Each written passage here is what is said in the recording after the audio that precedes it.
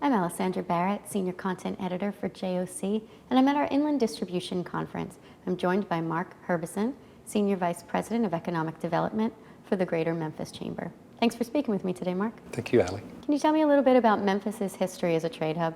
Well, Memphis has long been known as America's distribution center, and it goes back hundreds of years to the early 1800s when Memphis was founded as a river port on the Mississippi River. And then if you fast forward maybe 20 or 30 years from that, one of the very first railroads that was built from the interior of the country to the coast in Charleston was the Southern Railroad that linked Memphis to Charleston, South Carolina. And so we've long been a big logistics hub for the country where you had goods coming in from ocean ports into the interior of the country and then being distributed throughout North America from Memphis. Then we saw more railroads come. During World War II, there was a huge amount of development in the rail infrastructure in the city and the highway infrastructure. And so we became an even more important distribution center for the country. And then in the early 80s, FedEx came to Memphis. They started with a very small operation in Little Rock, Arkansas. They did a national search and chose the Memphis airport as their world hub. And we've just seen phenomenal growth both in the city and the company. Right now, they're the largest employer in the city of Memphis with over 30,000 employees in our market, and really one of the greatest companies in the world to work for, and we're just proud to have them in Memphis.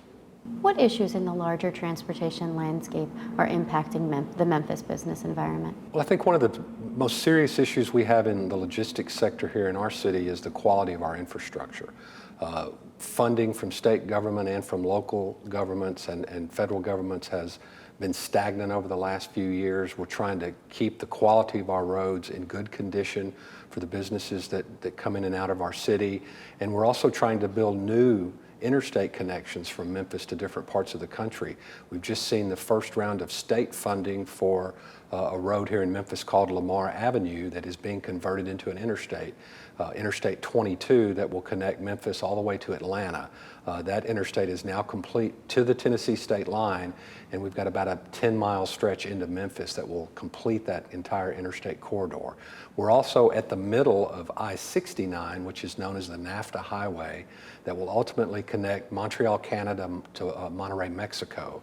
And we're right at the middle point of that interstate system, and under the federal legislation that was passed many years ago, we'll get a third traffic bridge over the Mississippi River in Memphis. So we're very excited about that. That has been delayed, and we look forward to seeing that kick back up again from a funding perspective. But I'd say just keeping our infrastructure in good condition is probably the most important thing we're working on right now in Memphis. From your perspective, what makes Memphis unique? What makes it the America's distribution capital? Well, I think there's a lot of infrastructural and logistics advantages we have here that a lot of other cities don't have. Like I said earlier, for a long time we've got a great major river port, the second largest port on the Mississippi River, with really all the capabilities that you would need, served by 3 different railroads.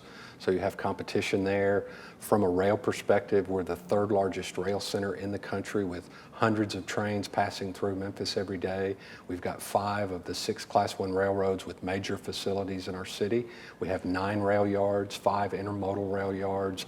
So from a rail perspective, we're very robust, and we offer that competitive advantage for companies that are looking at coming here. When you look at the road system, we're right at the crossroads of I-40 and I-55 connecting the East and West Coast and St. Louis, New Orleans and Chicago. And so we've got a great infrastructure system and new interstates that are coming online. And then I think the final component of what makes us special is FedEx and our air shipping capabilities. FedEx has their world hub here. We have the busiest air cargo airport in the Western Hemisphere for over 20 years running now. We keep seeing growth in FedEx and their facilities here in Memphis. And a lot of people don't know this, we have the 3rd largest UPS facility in the country. So we offer competition there, and we offer the largest, longest shipping window in the country. In most other cities, you have to drop off items at FedEx or UPS at 6 p.m. or 7 p.m. for next morning delivery. That's a much longer window here in Memphis. You can go up to midnight or even later, depending on where you're located. So we just offer advantages that most other cities in the country cannot offer. Well, thanks for taking time from the conference, and again, thanks for having us in Memphis. Thank you. I've been speaking with Mark Herbison, Senior Vice President of Economic Development for Greater Memphis Chamber.